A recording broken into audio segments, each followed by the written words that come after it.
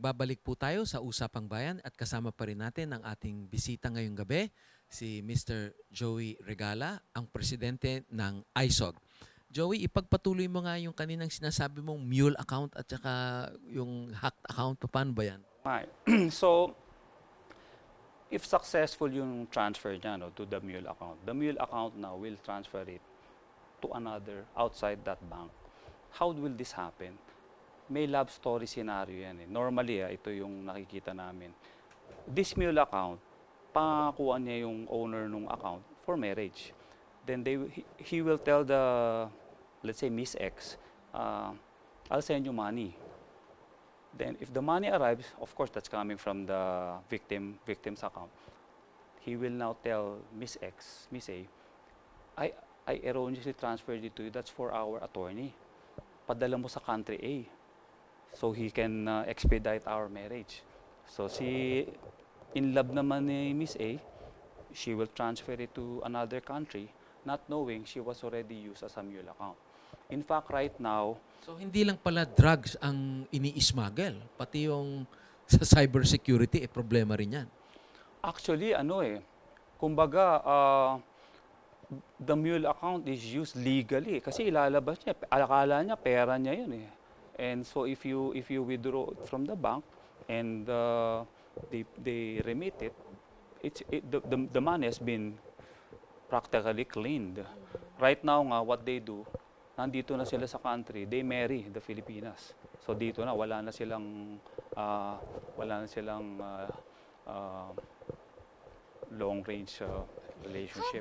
How many cases of these do we have, sir?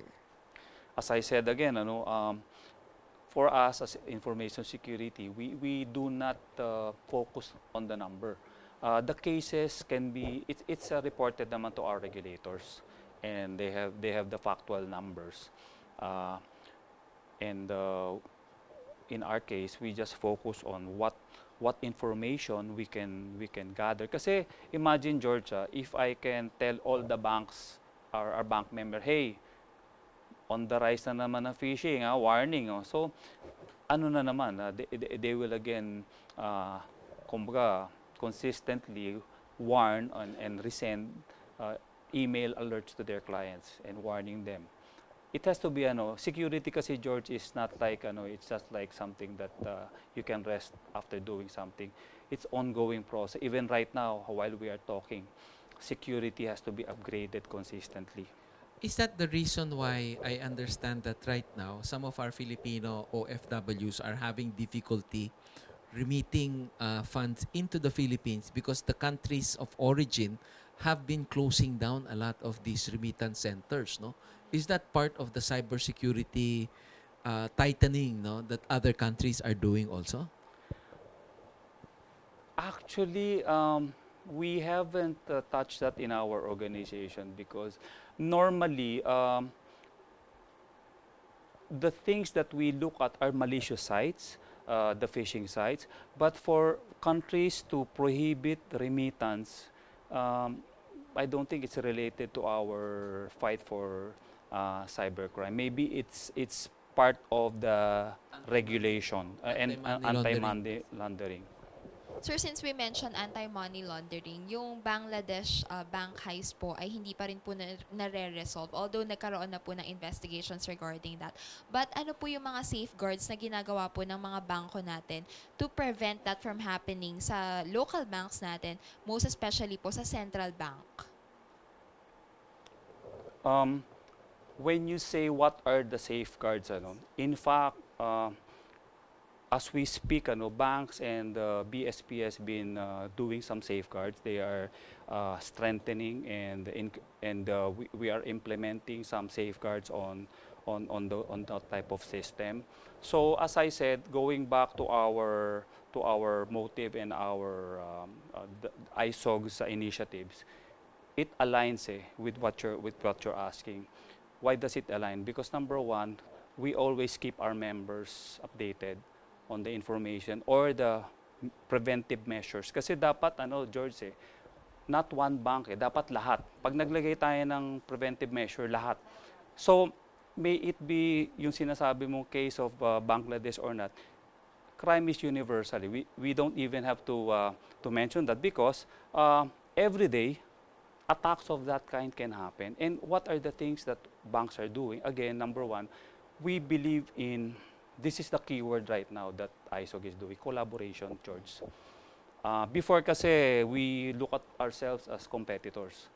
But we now see ourselves as a community.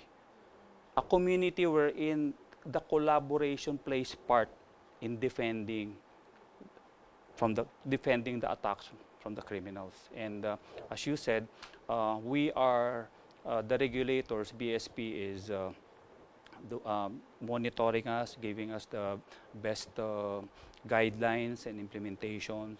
And even banks, we have a checklist. We have a checklist on to strengthen the security of these types of transaction. Kaya ano medyo hindi lang dun banks are every day doing their best to secure. It's just like a fence So isa lang yun marami talagang types of attacks na dinideal natin. I have another question with regard to yung mga trends na nangyayari ngayon. Ano ba ang nakikita nyo na lumalabas na panibagong modus operandi? Meron bang Magandang tanong yan. may mga nangyayari bang kakaiba ngayon? Ito hindi lang trend sa corporate, trend pati sa personal. Ang trend ngayon is the ransomware. Have you heard about the ransomware? Ang ransomware is an innocent looking file. Tapos yung subject na very interesting. Anong interest mo? Let's say you're Yes, sir. Okay, sport. Let's say sport. So you will receive an email that the subject line is about sport. How about you, George? Siguro tungkol sa mga balita, tungkol sa mga artista o yung mga ganyan, entertainment. So you will get an email with that subject line. And for you to look at it, it's either you click the attachment or go to a site, not knowing that you have already downloaded a very, very strong malware which is called a ransomware. Sabihin mo, Joey, ano ba yung ransomware? By the name itself, magbabayad ka ng ransom. It will lock all your files. Would you like your files to be locked? Especially you are not doing, you're not saving your file, and they will ask you to pay. How do they do that? They will email you o paano? They will email you. However, they will ask for your number one credit card. Ang problema, nagbayad ka nga, na-debit yung credit card mo, but you don't know if they will again debit your credit card. In fact, some are paying through Bitcoin. So that's the thing that we have to take care of, to be wary of the ransomware. Maraming nara-ransomware, but of course they keep silent about it because ano yan nahiya sila. Parang nahiya sila, di ba? So to the public my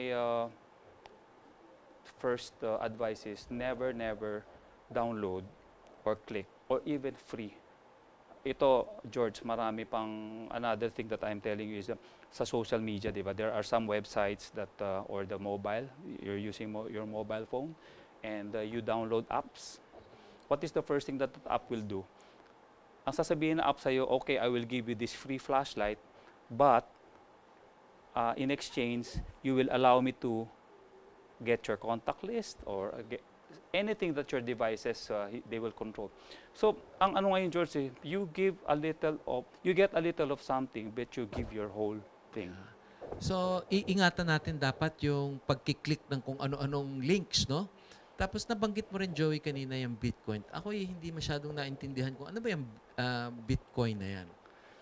In fact, bago pa yan Kumbaga, it's some sort of a cashless exchange of money.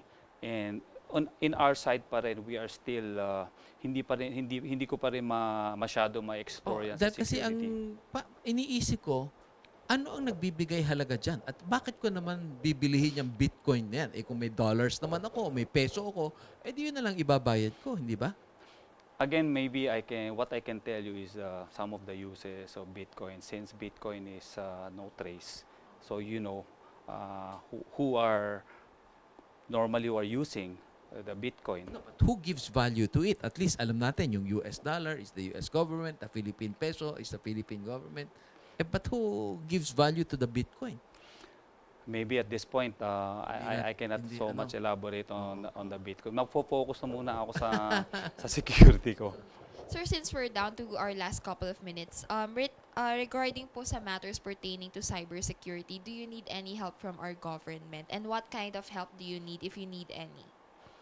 I think number one, although banks are being supported so much with the government through the regulations of the Bangko Sentral, and as I said, what we need right now is that technology should run parallel with the regulations. So we do not just use technology without proper regulations. Yun ang nakikita ko doon. It should align.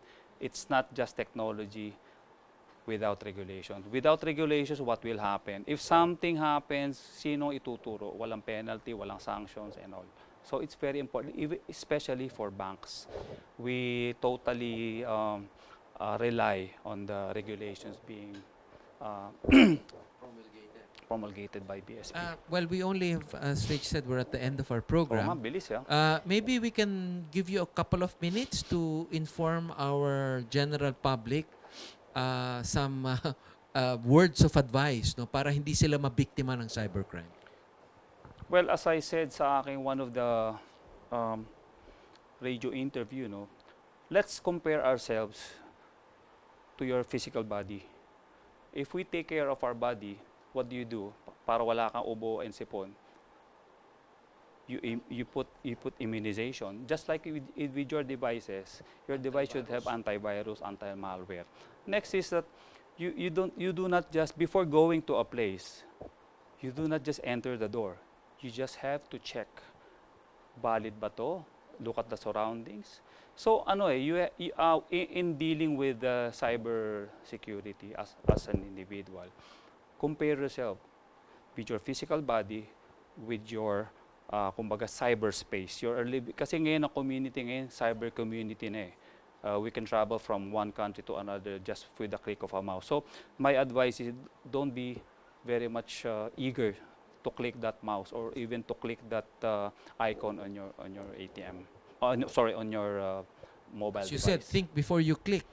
Think before you click. Mahirap yun.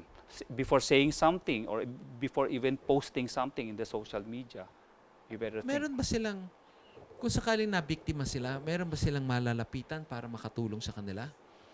For cyber security, no, siguro George, I would again because hindi ko na mention, I'm also the chairman of the anti-cybercrime group of the PNP. We have a unit in the PNP called anti-cybercrime group, and this is where you can report cyberbullying, Meron ba silang anything. website or Facebook page?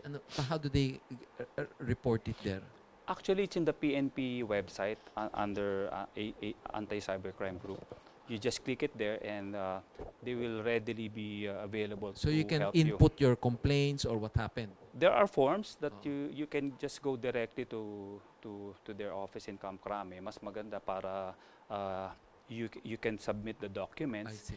And there are many cases. Marami, mga cyberbullying, even mass Okay. scams. You can just report it there. So with that, we're ending our show at yan po ang isang makabuluhang talakayan kasama si ISOG President Mr. Joey Regala. Maaari niyo po kaming i-follow sa Twitter at GNN Usapang Bayan at sundan ang aming Facebook page. Ako po si Rach Marquez. At ako po si George Chua. Samahan niyo po kami sa mga susunod nating talakayan dito sa Usapang Bayan.